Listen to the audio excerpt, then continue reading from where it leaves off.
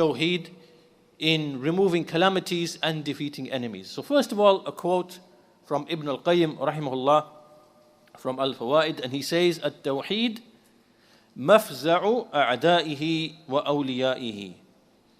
Tawheed is the sanctuary, or the place of refuge for his enemies and his allies. So you might think, how does this title make sense? How can Ibn al-Qayyim say that Tawheed is a place of refuge for both his enemies and his allies? How does this make sense? So he says, فَأَمَّا أَعْدَاؤُهُ فَيُنَجِّيهِمْ مِنْ كُرَبِ الدُّنْيَا وَشَدَائِدِهَا. So he says, as for his enemies, the enemies of Allah, then Allah saves them from the calamities of the world and the hardships. And then he mentions the ayah in the Quran, فَإِذَا رَكِبُوا فِي الْفُلْكِ دَعَوُوا اللَّهَ مُخْلِصِينَ لَهُ الدِّينَ فَلَمَّا نَجَّاهُمْ إِلَى الْبَرِّ إِذَا هُمْ يُشْرِكُونَ. So when they, the polytheists, they ride upon the ship in the sea, then they invoke Allah, making the religion purely and sincerely for Him. But then when He delivers them to the land in safety, then they commit the shirk. So this is an evidence that Tawheed even benefits and saves the enemies of Allah subhanahu wa ta'ala. These are polytheists. And in a moment of extreme difficulty and hardship, as we see in some of the books of tafsir, these people, they used to take the idols onto the ships, and then when the ocean became rough and they were about to perish, they would throw all the idols off the ships and then invoke only Allah alone. Then Allah would respond to them and save them. Right? So this shows that even Tawheed even benefits the mushrik in the moment in which he singles out Allah in his dua, in his isti'adha, in his isti'ana, in his istighatha, and he abandons his gods. Then this shows the effect of Tawheed even for the mushrik. Then he says, وَأَمَّا أَوْلِيَاؤُهُ فَيُنَجِّيهِمْ بِهِ مِنْ كُرَبَاتِ الدُّنْيَا وَالْآخِرَةِ وَشَدَائِدِهَا. As for his awliya, his allies, then he delivers them and saves them from the calamities of the world and of the hereafter and the hardships. وَلِذَلِكَ فَزِعَ إِلَيْهِ يُونُسُ فَنَجَّاهُ اللَّهُ مِنْ تِلْكَ الظُّلُمَاتِ. For that reason, when Yunus alayhi salam, when he took refuge in Allah, then Allah delivered him and saved him from those darknesses. He was in the ocean, in the belly of the fish, in the whale. وَفَزِعَ إِلَيْهِ أَتْبَاءُ الرُّسُلِ فَنَجَوْا بِهِ مِمَّا عُذِّبَ بِهِ الْمُشْرِكُونَ فِي الدُّنْيَا وَمَا أُعِدَّ لَهُمْ فِي الْآخِرَةِ. Likewise, the followers of the messengers, they were delivered and saved by way of Tawheed. And they were saved from that which Allah punished the polytheists with in this life and the next. And he said likewise, وَلَمَّا فَزِعَ إِلَيْهِ فِرْعَوْنَ عند معاينة الحلاك وإدراك الغرق لم ينفعه لأن الإيمان عند المعاينة لا يقبل. Even Fir'aun, at the moment of his destruction, at the point of his death, he called out, as we see in an ayah in the Quran, حتى إذا أدركه الغرق قل آمنت أنه لا إله إلا الذي آمنت به بنو إسرائيل وأنا من المسلمين. This is what he said. He said, I believe that there is none worthy of worship except the Ilah which the Banu Israel believe in. I believe in that Ilah. And I am from among the Muslims. However, as Ibn al-Qayyim says, that belief, when you actually see, when you are at the point of death and you see, then it is no longer acceptable. So he sought refuge in Tawheed, but it was too late for him. And then Ibn al-Qayyim says, هذه سنة الله في عباده. This is the sunnah of Allah among His servants. فَمَا دُفِعَتْ شَدَائِدُ الدُّنْيَا بِمِثْلِ التَّوْحِيدِ. The calamities of the world are not repelled with anything with the likes of Tawheed. وَلِذَلِكَ كَانَ دُعَاءُ الْكَرْبِ بِالتَّوْحِيدِ. This is why that when you are in a calamity and a hardship, then you make dua to Allah by mention of Tawheed. وَدَعْوَةُ ذِي النُّونِ التي ما دعا بها مكروب إلا فرج الله كربه بالتوحيد. And likewise the dua of Yunus, Dhunnun, the one who, when he called upon Allah, then Allah relieved him of his calamity by way of Tawheed. فلا يلقى في الكرب العظام إلا الشرك ولا ينجي منها إلا التوحيد. So nothing throws people into calamities, mighty great calamities, except shirk. And nothing delivers from them except Tawheed. فهو مفزع الخليقة وملجأها وحصنها وغياثها وبالله التوفيق. So therefore this Tawheed, what is it? Tawheed is the sanctuary. It is the place of refuge for all of the creation.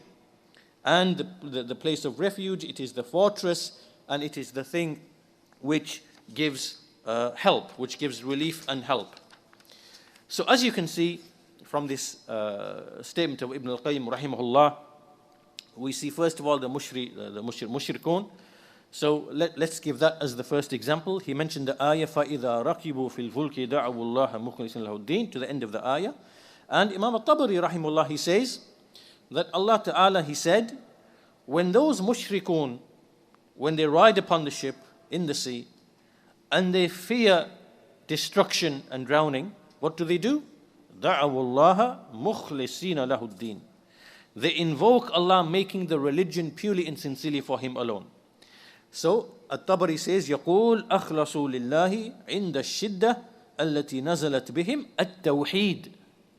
So when the calamity befell them, they made Tawheed purely and sincerely for Allah. وَأَفْرَدُوا لَهُ الطَّاعَةِ. They made obedience to Allah alone. وَأَذْعَنُوا لَهُ بِالْعُبُودِيَّةِ.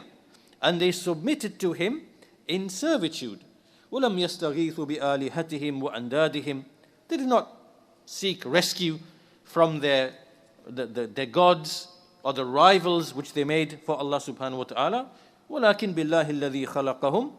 However, it is by Allah who created them.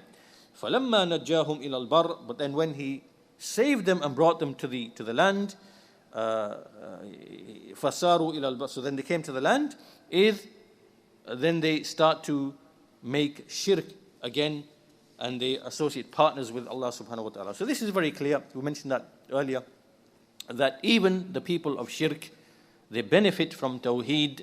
It is their refuge when they are in calamities and hardships. And even though these are polytheists who believe in Allah, they worship other than Allah, this also applies to any person in any hardship or difficulty, until even the atheist. Even the atheist, when he's about to drown, for example, and he knows all of the asbab have been cut off, there is no one to save him, there is no one present, in his heart there's a motion towards the sky, there is a talab in the heart for something to save him. And this is a fitrah, this is turning to Allah naturally, even though in his mind he's not thinking of Allah, the heart is wishing and hoping that something or someone can actually save him, despite his knowledge that all of the asbab have been cut off and there is no rescue, right? The heart still has a motion towards something. So this is something fitri, it is something natural, and it is necessary. And so this is a proof that the hearts of all of mankind, they seek refuge in the Tawheed of Allah subhanahu wa ta'ala in times of hardship and calamity, and this is a hujjah against them. It's a proof against them. Likewise, Yunus alayhi salam, as Ibn al-Qayyim mentioned, this is an example of extreme hardship and calamity. You are in the belly of a whale, you are in the ocean, in the darkness, and how do you deliver yourself from this situation? we see mentioned in the Quran, وَظَنُّونَ إِذْ ذَهَبَ مغاضبا فظن أن لن نقدر عليه فنادى في الظلمات أن لا إله إلا أنت سبحانك إني كنت من الظالمين فاستجبنا له ونجيناه من الغم وكذلك ننجي المؤمنين. So Dhunnun, when he went in anger, the reason why he was angry is because his people, they rejected him, and he was anticipating that Allah should punish them. However, his people, they made tawbah, they repented for days, and eventually Allah accepted their repentance, and so they came back to the truth. However, Yunus alayhi salam, he was angry, and as the story, he went on a ship, and then he was tossed out of the ship, and he was swallowed by a whale. So in that situation, he made this dua. La ilaha illa ant subhanaka inni kuntu min al-zalimin. So what is the Tawheed? What is it that saved him by way of this supplication? Ibn al-Qayyim explains, he says, وَأَمَّا دَعْوَةُ ذِي النُّونِ فَإِنَّ فِيهَا مِنْ كَمَالِ التَّوْحِيدِ وَالتَّنْزِيهِ لِلرَّبِّ تَعَالَى وَاعْتِرَافِ الْعَبْدِ بِظُلْمِهِ وَذَنْبِهِ. He says, in this supplication of Dhunnun, within it is the perfection of Tawheed, La ilaha illallah, and there is tanzih, there is freeing Allah from all imperfections, meaning subhanak. This is the meaning of subhanak, that free and remote are you from every imperfection, every shortcoming, every flaw. And then there is i'tiraf, acknowledgement by the servant of his oppression and of his sin. And this is from the most far-reaching of treatments for the calamity and for anxiety and for grief. Right? So this dua of Yunus alayhi salam, it is the greatest type of medicine for a calamity. Because and the most effective of means in reaching Allah subhanahu wa ta'ala, in fulfilling one's needs. He says, فَإِنَّ التَّوْحِيدَ وَالتَّنْزِيهِ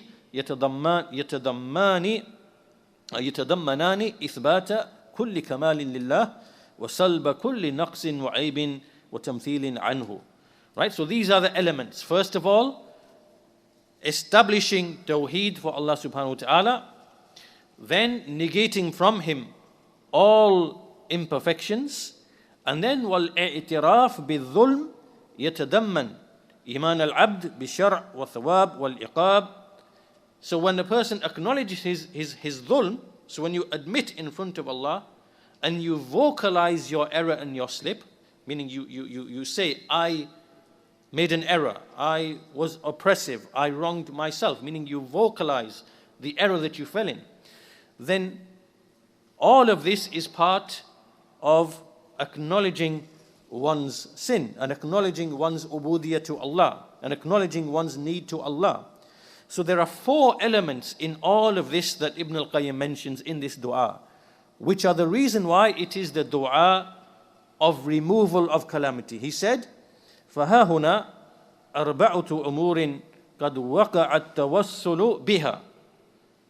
So Yunus alayhi salam made tawassul to Allah by way of 4 things: at-tawheed, wat-tanzih, wal-ubudiyah, wal-i'tiraf. There are 4 things: at-tawheed, at-tanzih, which is to free Allah from imperfections and shortcomings, wal-ubudiyah, which is the state of being in servitude and in need. So this is present in the heart. Wal-i'tiraf, and acknowledgement of the sin. So this is a clear example from one of the prophets of Allah subhanahu wa ta'ala of the tremendous effect of Tawheed in such a difficult situation, as we said, in the ocean, in the belly of the whale, in multiple layers of darkness, and then he made dua with this supplication. A second example that we can give to show the effect of Tawheed or the manifestation of the strength of Tawheed is an amazing example